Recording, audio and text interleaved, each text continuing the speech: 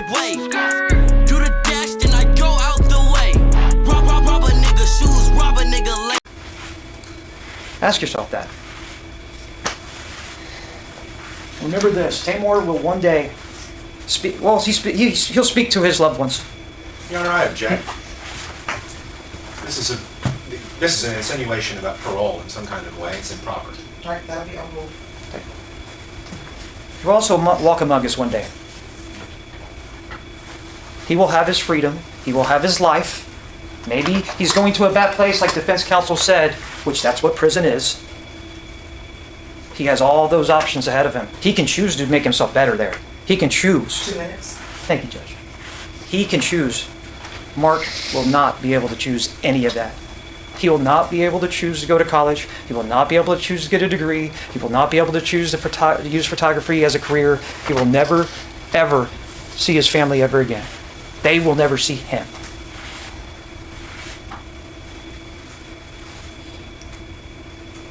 It's a simple ask here is please assess a just verdict. A just verdict in this case, considering all the evidence that's been presented in front of you over the course of 2.5 weeks, is nothing less than life. Nothing less than that. Thank you very much, ladies and gentlemen. That right there is how you close it out. That's the way it's done. I'm gonna be fair. But I also want to make sure that I put this out there for y'all. Y'all probably gonna disagree with the judge. These next couple of minutes, 5 to 6 minutes, bruh, are crazy. Check this out. All right. It states that we unanimously find that the defendant, Tamar McIntyre, did not cause the death of Anthony Saldivar under the immediate influence of sudden passion arising from adequate cause. It states that punishment to be assessed at 80 years in the prison, and there is no fine. Does anyone wish to have the jury poll? Not in the state, Your Honor. Yes, Your Honor. All right. Ladies and gentlemen, I'm first going to start with your unanimous decision stating that there was no fighting of sudden passion. If that is your verdict, I'll need you to respond yes. Does everyone understand? Yes. We'll start on the end. Is this your verdict? I'm sorry? Yes. Is this your verdict? Yes. Is this your verdict? Yes. Is this your verdict? Is this your verdict? Yes. Is this your verdict? Off. I'm on the back row. I'm sorry. Is this your verdict on the back row? Is this your verdict? Yes. Is this your verdict? Yes. Is this your verdict? Is this your verdict? Yes. Is this your verdict? Yes. Is this your verdict? With regards to the sentence of 80 years in the prison and no fine, if this is your verdict, I need you to answer yes. Does everyone understand? Yes. Is this your verdict? Is this your verdict? Yes. Is this your verdict? Yes. Is this your verdict? Yes. Is this your verdict? Yes.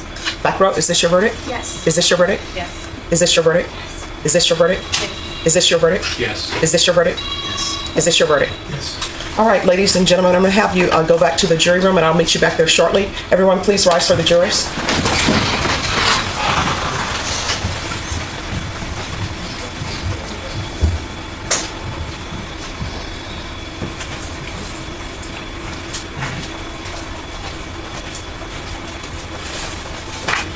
All right, everyone, please be seated.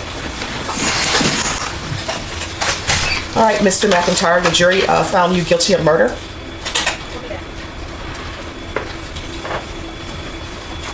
Your punishment is to be assessed at 80 years in the prison. The court will give you credit for any time served. There's a $0 fine. And with regards to the other offense, State, are you requesting that to be stacked? Yes, we are, Your Honor. All right. Your Honor. And I'm assuming you're against that, is that correct? We are, Your Honor. We would just like to briefly, for the record, maintain that our argument would be that to run consecutively an 80-year sentence on top of 50. Just one moment, counsel. Just give me one moment.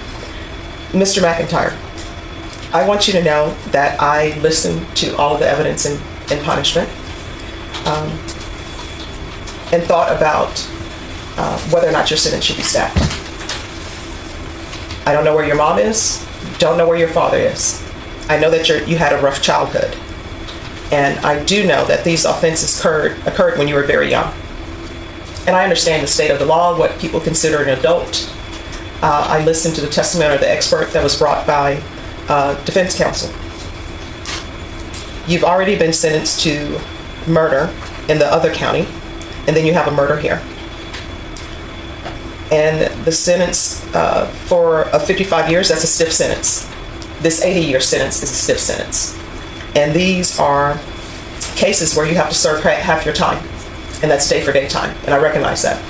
Hopefully you will grow, but based upon his age, based upon the number of years that he has received out of Tarrant County and the number of years that he's received here, based upon his history and the lack of any type of good parenting. From what I can tell, his mother wasn't a good parent to him. His father wasn't a good parent to him. Child Protective Services was not good. And if you believe the testimony, I don't know why Child Protective Services would place children back with a father who put the children's mother in the hospital. Is there something else that needs to be done with our society? Yes. Is more money need for Child Protective Services and their workers? Yes. And I do realize that while this is a lot of time, and I tell people all the time, any time that you do in custody is a lot of time. But by that same token, you're still alive. And what the state has said is true. You're still alive. You can still better yourself. If you end up in prison for the rest of your life, you're still alive. You still can improve yourself. Your family can still visit you. But the complainant in this case is deceased. And you need to internalize that the complainant in this case is deceased and that his family is never going to see him again. So you're going to have to make changes. And you're going to have to remove people from your life who are not of benefit in the means of making you a better person. And I do understand that sometimes people will go to prison, they join gangs because you need protection, because you're there by yourself, you're young, but you're going to have to make better choices. Do you understand? Yes, ma'am. So I'm going to sentence him to 80 years in the prison, give him credit for any time served. There is a $0 fine. This will run concurrent with 1511547D. Hey, yo, you. Can you subscribe and turn on that bell too? Because when you do, you're helping unbiased independent news. There's a message. There's always been a message on my channel about valuing life, right? If somebody took somebody from you, value your life enough to value their life to live for. With Tay-K, bro, and I didn't put the sister stuff in there and all that because at the end of the day, I don't really think it did anything. What I will say is this. If you value your life enough, you'll protect your life, which means you'll get firearms, you'll get training, you'll get in the gym, you'll take care of certain things, you'll make sure financially that you're set for when you can't work, right? Your money will work for you. Get an IRA, independent retirement account, talk to your banks. But there's also a D value of life that can be taught.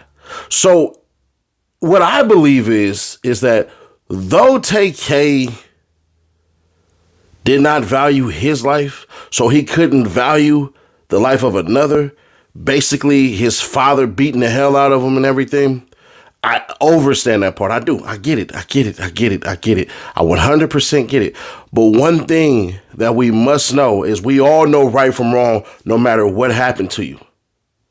Even if you can't internalize on an empathic level of right and wrong, meaning you can't feel it, you should morally know it's wrong. You should be able to sense, be able to see, yeah, this is wrong. And he couldn't. Youngin showed no remorse at all. He could have stood up and talked to the judge and said, Your Honor, I would like to essentially talk to the family and express my apologies and all this stuff and everything like that. It didn't happen. And somebody had asked me the other day, I definitely want to bring it up because I thought it was important to know, and I get certain people who disagree with me on certain things when I call myself the hood lawyer and all that, but bruh, you got to understand something. I be knowing what I be knowing. So a couple of days ago, basically, there was a message that was brought up, and it essentially said, hey, man, Do you think his bad childhood upbringing and stuff, you think that actually played a part and all this stuff? And I'm like, yeah, but you can't do that, because this is what I say. They talk about his upbringing and all that stuff, and I said, I feel it, but that could be brought up in sentencing, which it was. Then I say that stuff would be an admission of guilt when they wanted to fight it, meaning all that stuff that came out about him and his father and all that crap and everything. Yeah, they're in prison. They can be monsters in cages. All right, I'd have to play an audio, and I don't have permission to play that person's message. Anyways, long story short, I get it. I understand. I get it. Hey, man, they were beat. They was this. They was this. They was this. But we had to stop the past monsters, but we also had to stop the monsters of now. If we don't stop people, then it continues to go on. We can't make excuses just because bad things happen to us. If you've been fired from a job and you gave 10 years, the best years of your life, and they kick you in your ass and tell you, hey, bro, yeah, your job is no longer. We're giving it to a machine. That doesn't give you the right to go in there and beat somebody the hell down. When somebody makes a promise to you and they're supposed to love you and care about you and all of this stuff, and they'll never do you wrong, and they do you wrong, that doesn't give you the right to hurt them or hurt the next person. It doesn't. I know some people probably like, man, nah, F you. I'm finna go get revenge. Now I'm finna go be a hoe right now, bro. Yeah, I'm finna go out there and sleep with every woman, and they're gonna feel my pain. Let me ask you, if that's the case, what makes you better than the person who did it to you? Eventually, it has to stop, and that's what prison is about. It's about them stopping. That's supposed to be the punishment, is that you stop doing the things to basically break the rules of land, air, and water law. So I get all that. His sister came up, said that they was beaten, that they got took to a foster home and all this stuff, and he had to run away and all this crap. He ran away for a murder that he had already did, and ran to San Antonio and committed another murder. So let's understand that. Then let's understand this. She didn't even stack it. She let it run concurrent. She didn't let it run consecutive. She let it run concurrent, which means in 40 years or the 55 years, whatever, in his 70s or whatever, it's possible that he could get out. It's possible that some laws change, that he becomes somebody in there, that he starts working towards and all this stuff and everything like that. And if I'm Tay-K, which I know he ain't watching this, nobody talking to him, I'm writing letters to the family every freaking couple of months, every 3 months, to express my deepest apologies and to keep them on progress how you are becoming as a young man. Now, the first 10 years, matter of fact, the first 5 years, he ain't gonna give a damn, because it's only gonna be about survival mode. But as he starts to age and starts to get into his 30s, and then starts to drift to the back part of his 30s towards his 40s, that's when it's really gonna sink in that I ain't never getting out of here. I'm never getting out of here. Then as those start to creep up and he starts to get to his 50s and his 60s, that's when the light of hope might spark. That's when laws start to change. That's when people will go ahead and revisit that. And if he hasn't gotten in any trouble, then he's good. Now, some of y'all be like, well, what about the 80 years? I'm saying if they change certain laws and they gets knocked down at 80 years and then they allow that. Now, that's basically naturally life. I ain't gonna hold you. He already in his 20s, plus that 80, get out when he's 100? Not likely. What's more than likely to happen is he's gonna die in the state of Texas, in a Texas prison, and never see the natural light of day that isn't surrounded by fences until his body gets thrown in the ground and nobody gives an F about him.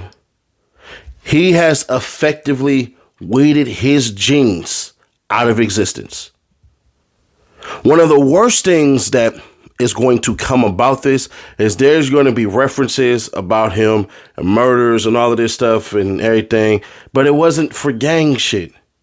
It wasn't for the glory. It wasn't against ops. It wasn't against anybody but a horny young kid with a goddamn camera that wanted to be a photographer and thought that he could levy his photography skills to get some ass. Let's just be fair.